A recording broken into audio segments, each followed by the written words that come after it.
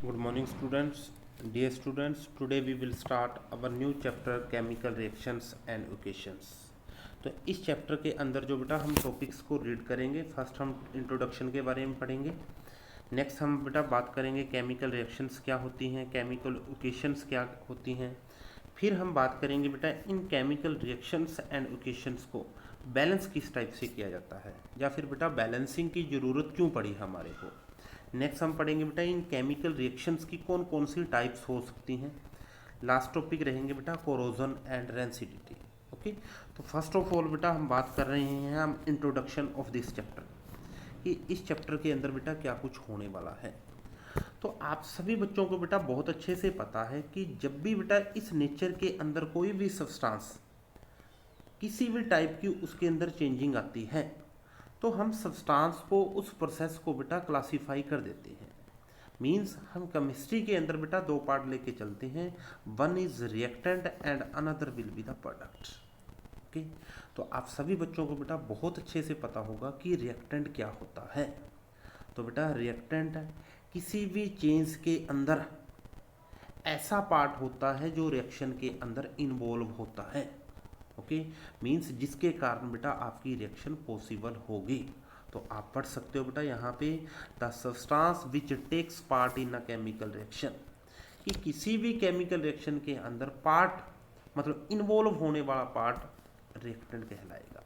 Okay, उसके बाद बेटा उस रिएक्टेंट के अंदर कुछ ना कुछ चेंजिंग ऑब्जर्व करने को मिलेगी। ओके बेटा, अब उस चेंजिंग से उस रिएक्टेंट में कुछ ना कुछ चेंज होने से आपको एक नया सब्सटेंस मिलेगा। उस नए सब्सटेंस को बेटा प्रोडक्ट का नाम दोगे। ओके, तो आप यहाँ से बेटा प्रोडक्ट की फिर डेफिनेशन को रीड आउट कर सकते हो। The new substance produce as a result of chemical reaction, कि जो नया सब्सटेंस बना बेटा उसको हम प्रोडक्ट का नाम देंगे। ओके, अब बेटा लास्ट क्लास के अंदर हमने पढ़ा कि इस नेचर के अंदर बेटा जो भी आप सब्सटेंस को देख रहे हो उस सब्सटेंसेस के अंदर बेटा थोड़ी बहुत आपको चेंजिंग जरूर मिलती है। ओके, फिर आपने बेटा उन चेंजेस को फिजिकल चेंज और केमिकल चेंज का नाम दिया था आपने। ओके बेटा, आपने फिजिकल चेंज और केमिकल चेंज का नाम दिया था। तो बेटा फिजिकल चेंज के अंदर आपने बोला था कि अगर किसी सब्सटेंस के अंदर टेम्परेरी चेंज हो रहा हो, टेम्परेरी चेंज के अंदर बेटा आपने बोला था कि जो उस सब्सटेंस के अंदर जो चेंजिंग हो रही है वो बेटा रिवर्सिबल हो। ओके, मीन्स आपका प्रोडक्ट बना बेटा, उस प्रोडक्ट को बेटा फिर आप इंटर कन्वर्ट रिएक्टेंट के अंदर कर सकते हो। तो उस चेंज को बेटा हमने फिजिकल चेंज का नाम दिया था। ओके, और ऑन द सेम वे बेटा जो आपका केमिकल चेंज था, केमिकल चेंज एक परमानेंट चेंज होता था बेटा, उस परमानेंट चेंज को बेटा आप इंटर कन्वर्ट नहीं कर सकते थे। तो यहाँ से बेटा आप पढ़ सकते हो फिजिकल चेंज क्या रहेगा और केमिकल चेंज क्या रहेगा। तो आपने देखा बेटा most of the substance undergo various changes. Okay, तो फिर आप बेटा देखते हो some of the changes are temporary, means बेटा कुछ चेंजिंग्स टेम्परेरी होते हैं और वहाँ पे कोई नए सब्सटेंस की फॉर्मेशन नहीं होती। तो उस चेंजेस को बेटा हम फिजिकल चेंज का नाम देते हैं। और बेटा केमिकल चेंज के अंदर नया सब्सटेंस बनेगा और वो जो नया सब्सटेंस बनेगा वो बेटा इंटर कन्वर्ट नहीं होगा। ओके, तो हमने बेटा डिफाइन किया फिजिकल चेंज और केमिकल चेंज को।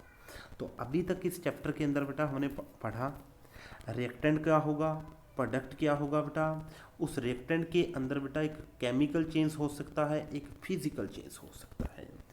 इन्हीं डेफिनेशंस को बेटा इन्हीं चीज़ों को बेस करते हुए बेटा हम नेक्स्ट डिफाइन करने जा रहे हैं कि कोई भी केमिकल रिएक्शन क्या होती है, मतलब किसी भी सब्सटेंस के अंदर जो चेंजिंग होने वाली है बेटा उसको हम केमिकल रिएक्शन के थ्रू कैसे डिफाइन करेंगे, या फिर आप बोल सकते हो बेटा केमिकल रिएक्शन क्या होती है। तो बेटा आपने ध्यान रहे केमिकल रिएक्शन के अंदर केमिकल चेंज होगा, उस केमिकल चेंज होने से बेटा वहाँ पे एक नया प्रोडक्ट की फॉर्मेशन होने वाली है। तो आप पढ़ सकते हो बेटा chemical reaction are the processes in which new substance with new properties are formed. Means किसी भी केमिकल रिएक्शन के अंदर बेटा नए सब्सटेंस की फॉर्मेशन होती है और नए सब्सटेंस की फॉर्मेशन विद न्यू प्रॉपर्टीज के साथ वहाँ पे फॉर्मेशन होगी। ओके।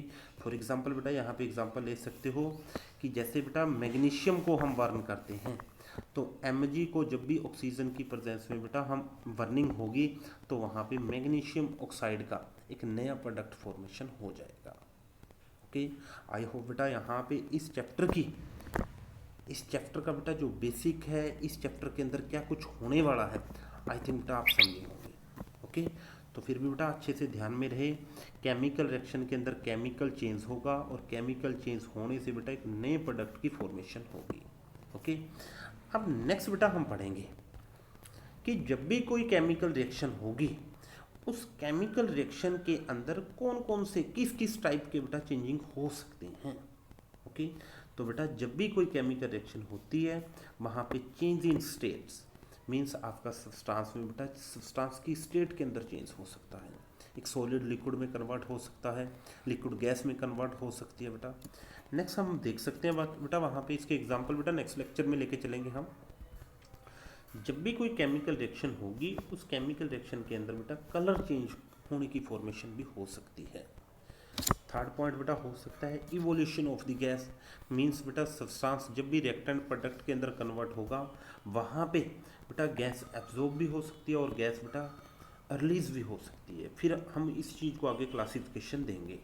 नेक्स्ट बेटा लास्ट जो रहेगा चेंज इन टेम्परेचर मीन्स जब आपकी केमिकल रिएक्शन होगी बेटा टेम्परेचर आपका डिक्रीज हो सकता है, टेम्परेचर आपका इंक्रीज हो सकता है, उस केमिकल रिएक्शन के अंदर हीट एब्जॉर्ब हो सकती है, उस केमिकल रिएक्शन के अंदर हीट बेटा एग्जिट हो सकती है, इवोल्व हो सकती है।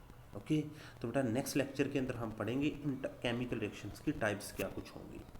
तो आज हमने इस लेक्चर के अंदर पढ़ा बेटा इंट्रोडक्शन के अंदर हमने पढ़ा रिएक्टेंट क्या होगा, प्रोडक्ट क्या होगा, रिएक्टेंट और प्रोडक्ट के अंदर बेटा फिजिकल और केमिकल चेंज हो सकते हैं। फिजिकल और केमिकल चेंज होने के बाद बेटा हमने पढ़ा केमिकल रिएक्शन क्या होगी, केमिकल रिएक्शन के बाद हमने पढ़ा बेटा उस केमिकल रिएक्शन के अंदर कौन कौन सी पॉसिबिलिटी हो सकती हैं। Thank you and have a nice day.